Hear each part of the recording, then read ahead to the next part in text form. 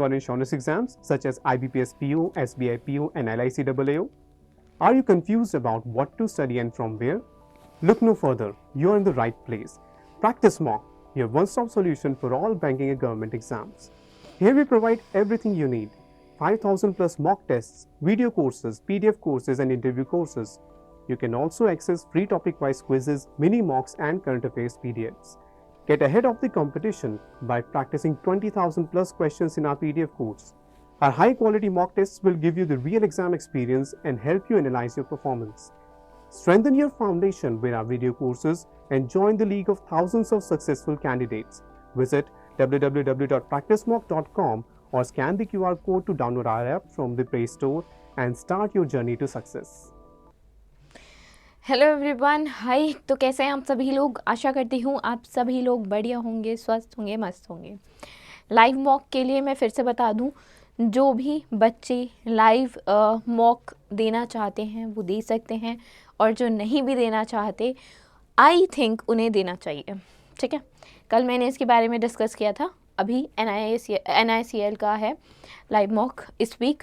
ठीक है, और जैसे जैसे एग्ज़ाम्स होते रहेंगे, पहले SBI क्लर्क का चल रहा था, तो जैसे जैसे आपके एग्ज़ाम्स होते रहेंगे, जो प्रायोरिटी पे एग्ज़ाम होगा उसका लाइव मॉक आपको टाइम टू टाइम मिलता रहेगा। ठीक, तो टाइमिंग्स याद रखना और लाइव मॉक ज़रूर देना। चलो आज के सेशन को स्टार्ट करते हैं। अपना पहला क्वेश्चन देखते हैं। देखो, फर्स्ट क्वेश्चन क्या है? अभी जनवरी 2024 में यूनियन कैबिनेट ने अप्रूव किया है। क्या अप्रूव किया है? बेसिकली एक MOU साइन हो, ऐसा अप्रूव किया है। ठीक है, किसके बीच में? इंडिया के बीच में और United states agency for international development के बीच में। ठीक है, इंडिया और United states agency for international development के बीच में एक MOU साइन हो, इस पे रजामंदी दी है। किसने दी है? यूनियन कैबिनेट ने दी है।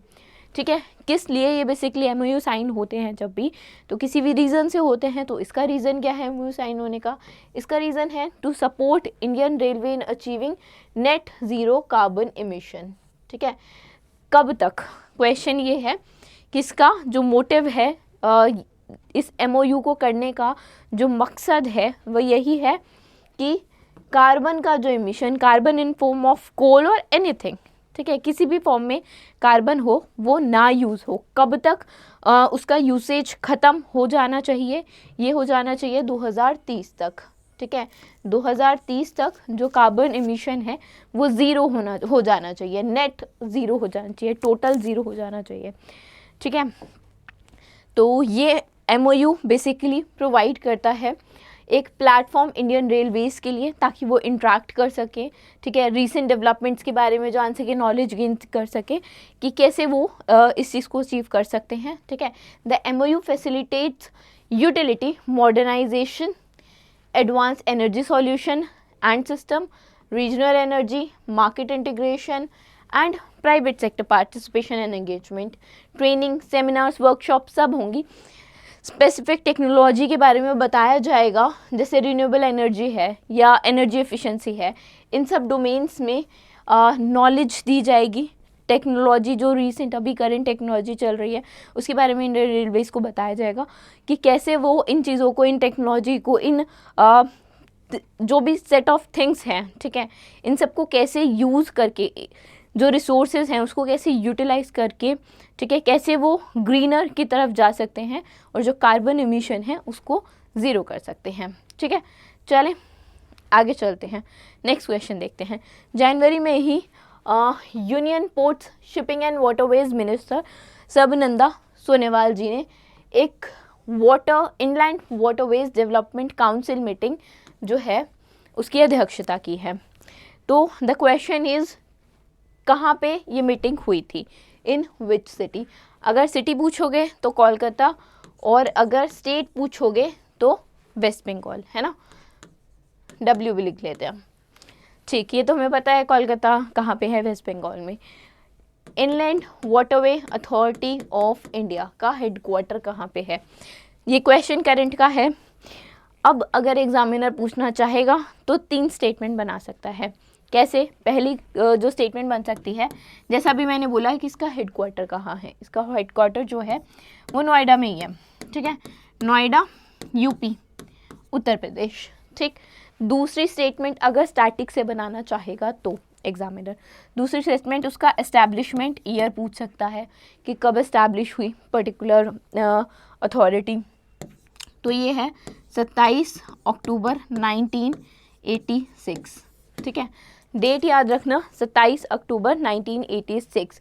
अब अभी इनके चेयरमैन जो हैं वो अपॉइंट हुए थे। ये करंट अफेयर के क्वेश्चन में था एक क्वेश्चन कुछ टाइम पहले, जब मैंने आई थिंक कुछ दिनों की ही, कुछ एक महीने की बात है या अब की है, ये अभी अपॉइंट हुए हैं। मुझे एग्जैक्टली याद नहीं आ रहा है तो आई वॉन्ट कोट समथिंग कि 1 महीना या कुछ दिन, बट हाँ, जो इनके चेयरमैन हैं संजय बंदोपाध्याय जी हैं। ठीक है, तो संजय बंदोपाध्याय।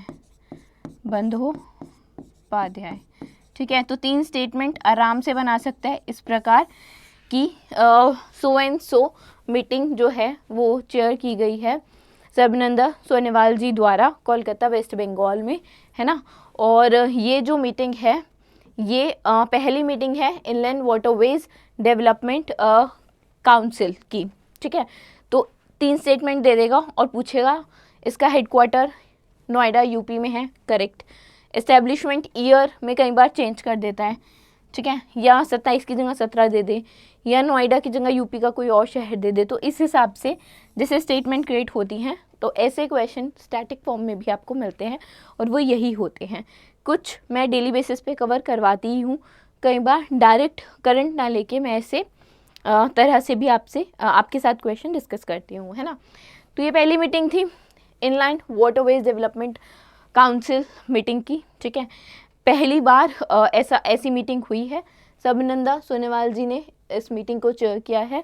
वेस्ट बंगाल में कोलकाता में मीटिंग हुई है। इस मीटिंग के दौरान ग्राउंड ब्रेकिंग इनिशिएटिव्स जैसे हरित नौका, guidelines for green transition of inland vessel and river cruise tourism road map 2047 के बारे में इसको अनरिवील किया गया है। बेसिकली मिनिस्ट्री ने एक टारगेट भी सेट किया है to elevate the model share of inland waterway transportation from current जो 2% है से they are going to 5%, aligning with the goal outline in the maritime India vision of 2030। ठीक है, चलो आगे चलते हैं। Who has chaired the national PACS mega conclave on primary agriculture credit societies as Pradhan Mantri Bharatiya Jan Aushadhi केंद्र एट विज्ञान भवन न्यू दिल्ली। विज्ञान भवन नई दिल्ली में जो प्रधानमंत्री भारतीय जन औषधि केंद्र है उसके स्वरूप में basically primary agriculture credit society है, उस पे एक नेशनल PACS मेगा कनक्लेव हुई है। तो पूछ रहा है कि वो कनक्लेव बेसिकली किसने चेयर की है, उस कनक्लेव की अध्यक्षता बेसिकली किसने की है। तो ये की है अमित शाह जी ने। ठीक है, कनक्लेव की अध्यक्षता किसने की है, अमित शाह जी ने की है।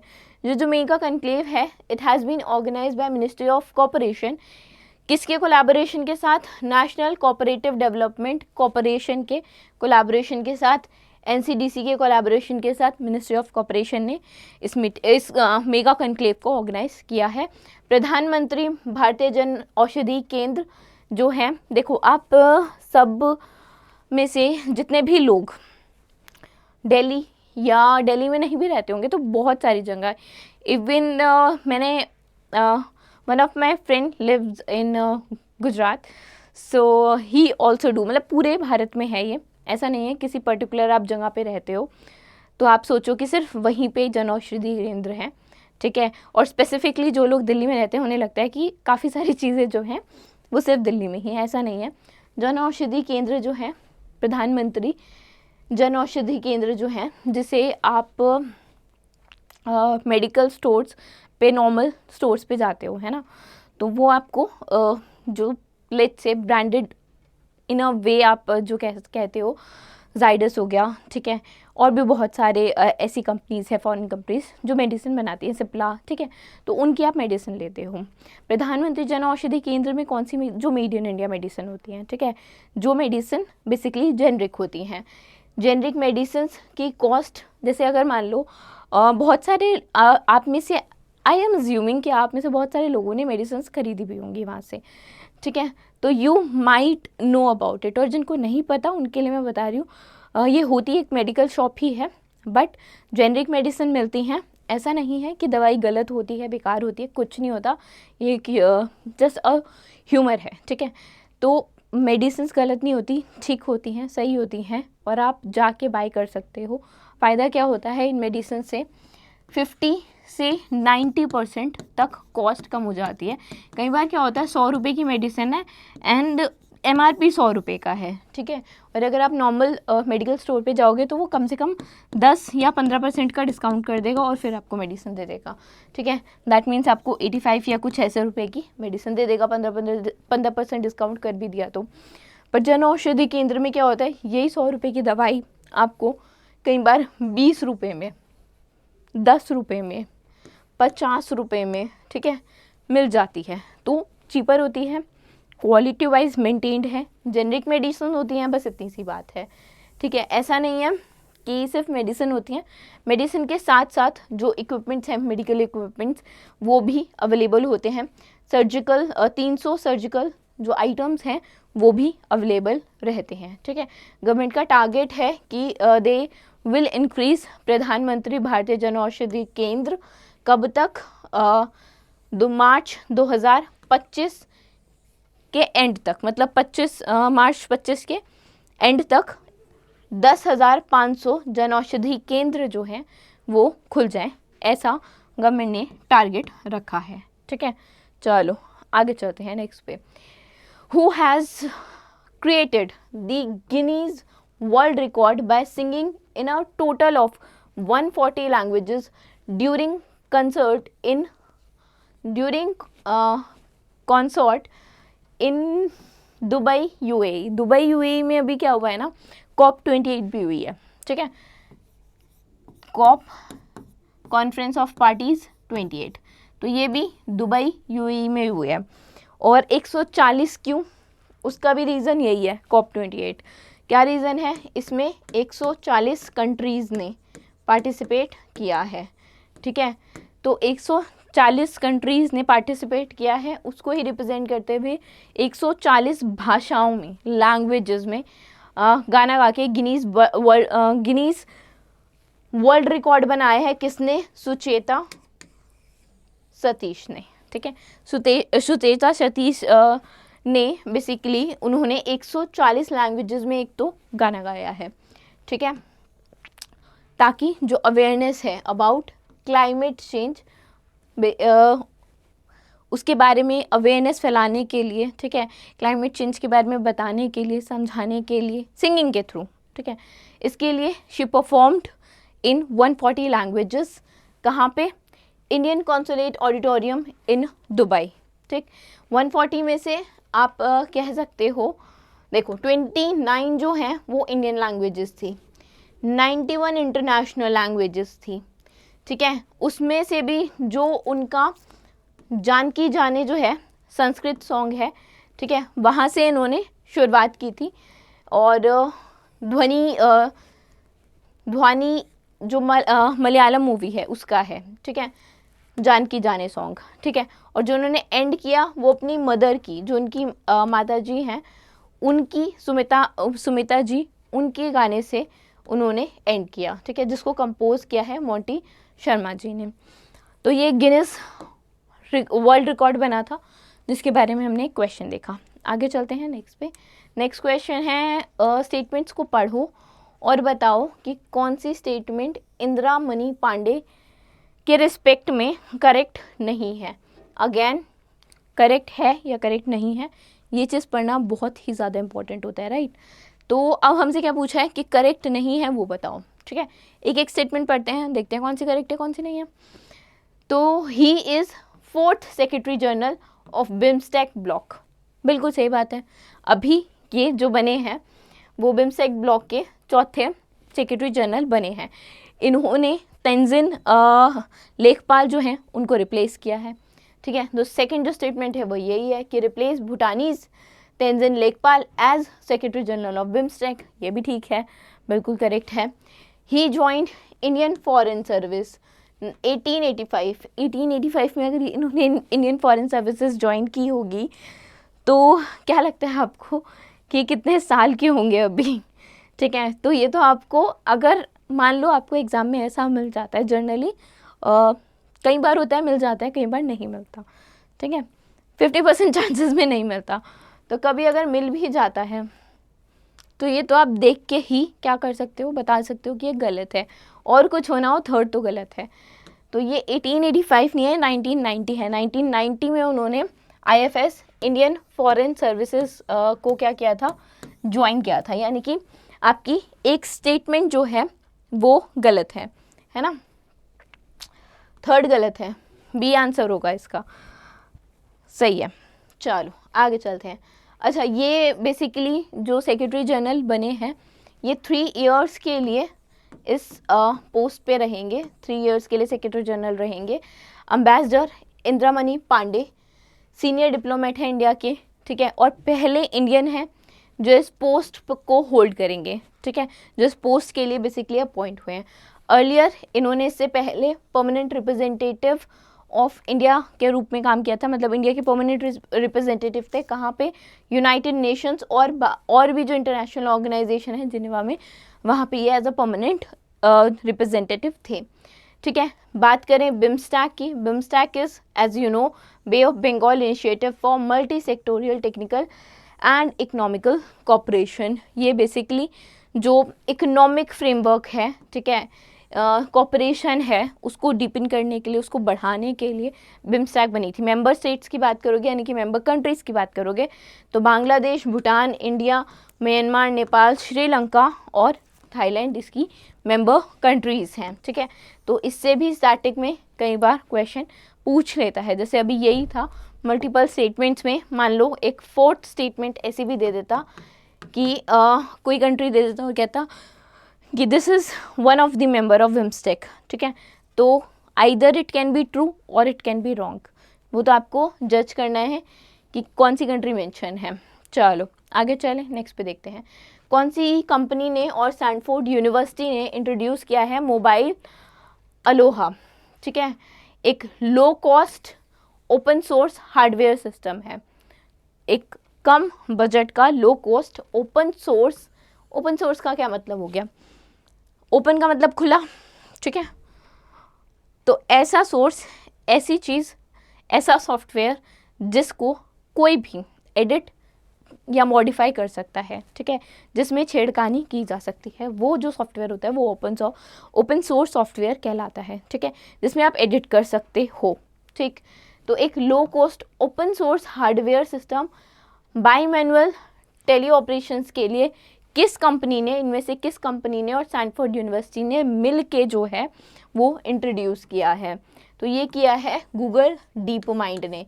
बी आंसर इसका जो होगा वो करेक्ट होगा, गूगल डीप माइंड और स्टैनफोर्ड यूनिवर्सिटी के जो रिसर्चर्स हैं उन्होंने मिल के इंट्रोड्यूस किया है mobile ALOHA ALOHA, a low cost open source hardware system for bimanual teleoperations. ये एक ह्यूमनॉइड रोबोट होगा, ह्यूमन की तरह बेसिकली काम करेगा, ह्यूमन की तरह कुक करेगा, ह्यूमन की तरह बुलाएगा या, ठीक है, बात करेगा, एलिवेटर ले सकता है, लॉन्ड्री कर सकता है, लॉन्ड्री मतलब कपड़े धोना, ठीक है ना, खुद को चार्ज भी कर सकता है, सेल्फ चार्ज भी कर सकता है, अपने आप को चार्ज भी कर सकता है। वैक्यूम क्लीनर्स होते हैं उनको भी यूज़ कर सकता है, राइट। पानी दे सकता है पौधों में, लोड अनलोड कर सकता है डिश वॉशर्स को। कई जगह कई घरों में, ऐसा नहीं है कि ये बाहर ही होता है, इंडिया में भी अब तो बहुत कॉमन है कि बहुत सारे लोगों के घरों में क्या होते हैं, डिश वॉशर होते हैं। आप जस्ट जैसे फ्रिज होता है, ठीक है, वैसे एक छोटा सा टाइप ऑफ फ्रिज होता है जिसमें आप गंदे बर्तन डालते हो, कनेक्टेड होता है वो आपके वाटर सप्लाई से, और धुल के बर्तन बाहर निकल आते हैं, ठीक है। तो डिश वॉशर को भी बेसिकली लोड अनलोड करना पड़ता है, बर्तन डालने पड़ते हैं, धुल के वापस आते हैं, निकलते हैं, ठीक है। तो डिश वॉशर को भी यूज़ कर सकता है, कॉफ़ी मशीन को यूज़ कर सकता है, और भी बहुत सारे काम कर सकता है ये ह्यूमनॉइड रोबोट। वेट भी उठा सकता है 100 किलो तक का जो वेट है वो भी उठा सकता है। इंसान की स्पीड जैसे 1.42 मीटर के हिसाब से 1.42 मीटर पर सेकंड के हिसाब से चल भी सकता है इंसानों की तरह, ह्यूमंस की तरह। हार्डवेयर और मशीन लर्निंग एल्गोरिथम दोनों जो हैं इसकी वो ओपन सोर्स हैं, मतलब एनीवन कैन एडिट और made modification in this system. ठीक है, कोई भी इस सिस्टम को मॉडिफाई कर सकता है और इसमें कोई भी एडिट ओमिट हो सकती है। ठीक है, चलो आगे चलते हैं। अर्थ रोटेशन डे, ये क्वेश्चन रह गया था 8 तारीख को। 8 तारीख को बेसिकली हम 8 जनवरी को हम अर्थ रोटेशन डे मनाते हैं। ठीक है, तो आई थॉट कि मैं आज के लेक्चर में कवर कर लूँ। ठीक, तो अब आपको पता चल गया अर्थ रोटेशन डे कब बनता है, 8 जनवरी को। रोटेशन और रेवोल्यूशन में फ़र्क होता है। रोटेट करना मतलब ये पेन है, ये अपनी ही एक्सिस पे रोटेट कर रहा है, और रेवोल्यूशन मतलब जो जब सन जो होता है वो अर्थ के चारों ओर चक्कर लगाता है। ठीक है, तो रोटेट करना मतलब अपनी ही ध्रुव पे, अपनी ही एक्सिस पे जब अर्थ रोटेट करता है, तो वो दिन हो गया हमारा 8 जनवरी। ठीक है, आगे चलते हैं। सिरशेंदु मुखोपाध्याय को अवार्ड मिला है कुवेंपु राष्ट्रीय पुरस्कार 2023 के लिए। ये स्टेटमेंट बतानी है कि करेक्ट है या नहीं है। ये स्टेटमेंट बिल्कुल करेक्ट है, बिल्कुल सही है। ठीक है, तो पहली स्टेटमेंट बिल्कुल ठीक है। अच्छा, इस सेकंड स्टेटमेंट है, इस प्राइज, इसका जो कैश प्राइज़ है वो 5 लाख रुपए है, करेक्ट है। सिल्वर मेडल मिलता है, करेक्ट है। साइटेशन मिलता है, करेक्ट है। ठीक है, 2 स्टेटमेंट करेक्ट थी। आगे चलते हैं। ये 8वें रिसिपिएंट नहीं है, ये 11th रिसिपिएंट है। ठीक है, और ये तीसरे बंगाली भी नहीं है, ये पहले बंगाली हैं, पहले बंगाली राइटर हैं, फर्स्ट बंगाली राइटर हैं। यानी कि ये जो स्टेटमेंट है वो थी गलत, हमें बतानी थी गलत, तो यानी कि इसका भी आंसर क्या हो गया, ओनली थर्ड जो है स्टेटमेंट वो इनकरेक्ट है। बंगाली राइटर शिरशेंदु मुखोपाध्याय को 2023 का कुवेंपु राष्ट्रीय पुरस्कार दिया गया है। इन्होंने 90 से ज़्यादा बुक्स लिखी हैं। कुवेंपु राष्ट्रीय पुरस्कार की बात की जाए, अभी हमने देखा इसका 5 लाख का कैश प्राइज़ होता है, सिल्वर मेडल होता है, साइटेशन होता है। उसके अलावा ये जो प्राइज़ है कुवेंपु पोएट हैं उनकी याद में बेसिकली रखा गया है। उनको याद करते हुए, ठीक है, इसको ऑर्गेनाइज करता है राष्ट्रीय कुवेंपु ट्रस्ट। ठीक, और ये किसी को भी दिया जा सकता है। जो इंडियन कॉन्स्टिट्यूशन में 22 लैंग्वेजेस है ना, 22 भाषाएं हैं इंडियन कॉन्स्टिट्यूशन के हिसाब से, भारतीय संविधान के हिसाब से। उन लैंग्वेजेस में जो भी राइटर बहुत अच्छा बढ़िया उम्दा लिखते हैं, उनमें से किसी को भी ये प्राइज़ मिल सकता है, इर्रेस्पेक्टिव ऑफ, जैसे कई प्राइजेस होते हैं जो सिर्फ उन्हीं लोग को दिए जाते हैं जिनकी बुक्स इंग्लिश में हो। ठीक है, चाहे ट्रांसलेटेड वर्जन हो। ठीक है, बहुत सारे इंटरनेशनल प्राइज़ होते हैं। तो यहाँ पे जो है वो लैंग्वेज का कोई भेदभाव आप कह सकते हो कि नहीं है, मतलब ऐसा नहीं है कि पर्टिकुलर लैंग्वेज में होगा तो ही मिलेगा। ठीक है, चलो आगे चलते हैं। जनवरी में ही यूनियन कैबिनेट ने अप्रूव किया है साइनिंग ऑफ MOU। अब ये MOU किसके बीच में साइन हुआ है, इंडिया और गुआना के बीच में। ठीक है, गुआना की करेंसी क्या है, गुआनीज डॉलर। ठीक, अच्छा इसकी कैपिटल क्या है, करेंसी तो ठीक है, गुआना गुआनीज हो गया, कैपिटल क्या है, जॉर्ज टाउन। ठीक, तो सारा ही लिख लेते हैं, कैपिटल जॉर्ज टाउन, करेंसी क्या है, गुआनीज डॉलर। ठीक है, और क्या बचा, प्रेसिडेंट बचे इसके, प्रेसिडेंट हैं मोहम्मद इरफान अली। ठीक है, मोहम्मद इरफान अली, ये हैं इनके गुआना के प्रेसिडेंट। चलो इतनी बात आई थिंक अभी के लिए बहुत होगी। क्वेश्चन पे आ जाते हैं फिर से। तो क्वेश्चन था कि यूनियन कैबिनेट ने जो एक MOU साइन हुआ है इंडिया और गुआना के बीच, उसको अप्रूवल दिया है, उसको मंजूरी दी है। तो इस MOU का हमेशा क्या होता है, MOU का रीज़न बताया होता है क्वेश्चन में। अभी ये क्वेश्चन है, इसमें पूछ रहा है कि क्यों साइन हुआ MOU, क्या करने के लिए साइन हुआ, क्या एम था उसका। तो बेसिकली हाइड्रोकार्बन सेक्टर में कॉपरेशन इन हाइड्रोकार्बन सेक्टर, ठीक है। तो हाइड्रोकार्बन सेक्टर में कॉपरेशन लाने के लिए इंडिया और गुयाना के बीच ये MOU जो है वो साइन हुआ है। जो कैबिनेट है, यूनियन कैबिनेट, प्रधानमंत्री नरेंद्र मोदी जी ने चेयर की थी, and they have approved a MOU between India, और इंडिया से है ministry of petroleum and natural gas, ठीक है, और ministry of natural resources republic of Guyana से है, ठीक है। They have signed an MOU on cooperation in the hydrocarbon sector. ये MOU रिफ्लेक्ट करेगा एक renewed commitment to sustainable energy practices and strategic global partnership, ठीक। चलो नेक्स्ट क्वेश्चन देखते हैं। Which organisation has recently teemed up with national skill development corporation, NSDC, national skill development corporation के साथ इनमें से किस ऑर्गेनाइजेशन ने टीम अप किया है ताकि ये लोग सेट कर सकें, to set up a multi skill development institute, ठीक है। एक मल्टी स्किल डेवलपमेंट इंस्टीट्यूट को सेटअप करने के लिए जो हमारा नेशनल स्किल डेवलपमेंट कॉर्पोरेशन है उसने कोल इंडिया लिमिटेड, ठीक है, CIL, कोल इंडिया लिमिटेड के साथ एक साझेदारी आप कह सकते हो की है, ठीक है। इसका हेडक्वार्टर कहाँ है? कोल इंडिया लिमिटेड का कोलकाता में है, ठीक है, कोलकाता, वही वेस्ट बंगाल, ठीक है। और ठीक है, इसका हेडक्वार्टर हो गया। बाकी CMD कौन है इसके? PM प्रसाद इसके CMD हैं। PM प्रसाद जो है इसके CMD हैं, ठीक। इसके बारे में थोड़ी सी बात करते हैं। तो देखो, कोल इंडिया लिमिटेड CIL एक महारत्न कंपनी है जिसने टीम अप किया है नेशनल स्किल डेवलपमेंट कॉर्पोरेशन के साथ ताकि एक मल्टी स्किल डेवलपमेंट इंस्टीट्यूट को सेटअप कर सकें। एक नहीं, काफ़ी सारे इंस्टीट्यूट को सेटअप कर सकें।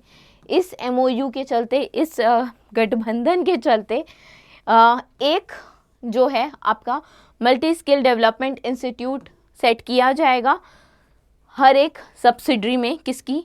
कोल इंडिया लिमिटेड की, ठीक है। जैसे BCCL, MCL, NCL, SECL जो भी सारी हैं ये सब फर्स्ट फेज़ में कवर होंगी, बाकी की जो सब्सिडीज़ हैं वो नेक्स्ट फेज़ में कवर होंगी।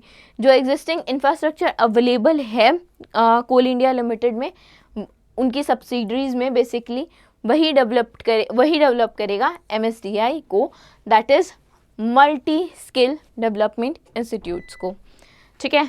So this was it. I hope you guys would have like the session, और इफ़ यू लाइक इट तो इसको चैनल तो आप सब्सक्राइब करेंगे ही करेंगे। जो लोग नए देख रहे हैं, जो नहीं देख रहे, जो पुराने ही लोग हैं, वो लाइक कर दिया करो, कमेंट कर दिया करो। So thank you for today and we will be meeting you again.